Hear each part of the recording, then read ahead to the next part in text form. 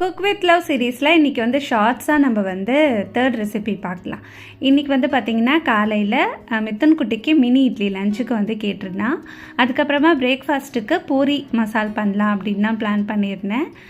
இன்றைக்கி வந்து என்ன இன்னும் ஸ்பெஷல் அப்படின்னா அப்பா அம்மா வந்து வந்திருக்காங்க. வந்து ஒரு 4 to 5 days ஆகிடுச்சு. சரி, அவர் வந்தாலே ஸ்பெஷலாக நம்ம வீட்டில் எப்பயுமே பூரி அதெல்லாம் நான் பண்ணுவேன். அவங்களுக்கு என்னென்ன பிடிக்குதோ அதை கேட்டு தான் நான் பண்ணுவேன். யார் நம்ம வீட்டுக்கு கெஸ்ட் வந்தாலும் அப்படி தான். மினி இட்லி வந்து மித்துனுக்கு ரொம்பவே பிடிக்கும். அதுவும் வந்து அதில் நெய் போட்டு கொஞ்சம் நல்லெண்ணெய் பொடி போட்டு அந்த பொடி இட்லி மாதிரி நெய் பொடி இட்லி மாதிரி பண்ணுவேன். ரொம்ப நல்லாயிருக்கும். இப்போது பூரிக்கு வந்து மசாலுக்கு உருளைக்கிழங்கு நல்லா தோல் நீக்கிட்டு அதுக்கப்புறமா அப்படியே பீஸாக கட் பண்ணி வேக வச்சு எடுத்துக்கிட்டேன். நமக்கு அந்த தோல் உரிக்கிற நேரம் மிச்சமாகும். அதனால் இன்றைக்கி தக்ஷுக்குட்டிக்கு ஸ்கூல் லீவு, அதனால் அவனுக்கு லன்ச் பேக் பண்ணுற வேலை இல்லை.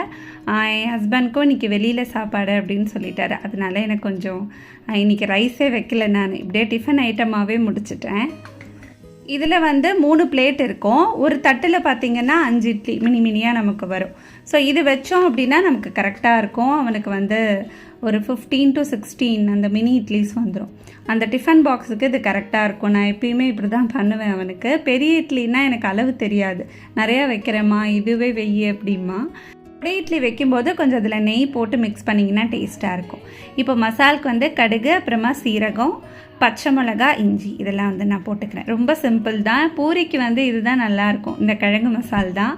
ஸோ இதில் வந்து வெங்காயம் கொஞ்சம் நீட்டாக கட் பண்ணி போட்டிருக்கேன், அப்போ தான் டேஸ்ட்டாக இருக்கும். ஸோ இப்போ நல்லா வெங்காயம் வதங்கினதுக்கப்புறமா கொஞ்சம் மஞ்சள் பொடி, தேவையான அளவு உப்பு அதெல்லாம் போட்டு நம்ம அப்படியே மிக்ஸ் பண்ணிக்கலாம். அதுக்குள்ளே அம்மா வந்து அதை அப்படியே பெரட்டி வச்சுட்டாங்க. இப்போ வெங்காயமும் வந்து ஓரளவுக்கு நல்லா வதங்கிடுச்சு.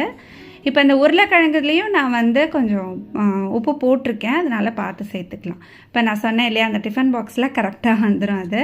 இப்போ கிழங்கெல்லாம் போட்டு கொஞ்சம் தேவையான அளவு தண்ணி ஊற்றிட்டு கடைசியாக கடலை மாவு கொஞ்சோன்னு கரைச்சி போடுவேன். இறக்கிறதுக்கு முன்னாடி கொஞ்சம் கொத்தமல்லி, கருவேப்பிலை அதெல்லாம் போட்டிங்கன்னா டேஸ்ட்டாக இருக்கும். ரொம்ப சிம்பிள் தான். இதுதான் வந்து ஆனால் ரொம்ப நல்லாயிருக்கும். கரம் மசாலாலாம் போட்டு பண்ணுறத விட சென்னா மசால் கூட பண்ணுவேன் நான் பூரிக்கு. ஆனால் இது வந்து எங்கள் அப்பாவுக்கு ரொம்ப பிடிக்கும். பூரியும் வந்து சைட் பை சைடு அப்படியே ரெடி பண்ணிட்டேன். காலையில் வந்து மித்துன் பிரேக்ஃபாஸ்ட் சாப்பிட்டு போகிறது ரொம்ப கஷ்டம். ரொம்ப கம்பல் பண்ணி தான் கொடுப்பேன் ஒரு சில நேரம். இப்போ இட்லி தோசைன்னா இட்லினா 2, தோசைன்னா 1, இல்லாட்டி பால் அந்த மாதிரி எதாவது குடிச்சிட்டு போவான். பூரினா கொஞ்சம் இஷ்டமாக சாப்பிடுவான். பூரி மசால் வந்து சூடாக ரெடி ஆகிடுச்சு. ஸோ இன்றைக்கான பிரேக்ஃபாஸ்ட்டு அப்புறமா அவனுக்கு லன்ச் டிஃபன் பாக்ஸுக்கு என்ன பண்ணேன் அப்படிங்கிறத அவங்களோட ஷேர் பண்ணிக்கிட்டேன். நெக்ஸ்ட் வீடியோவில் நீங்கள் சொன்ன எல்லா ரெசிபீஸுமே நான் போடுறேன். ஸோ நெக்ஸ்ட் வீடியோவில் ட்ரெடிஷ்னல் ரெசிபீஸ் நம்ம பார்க்கலாம்.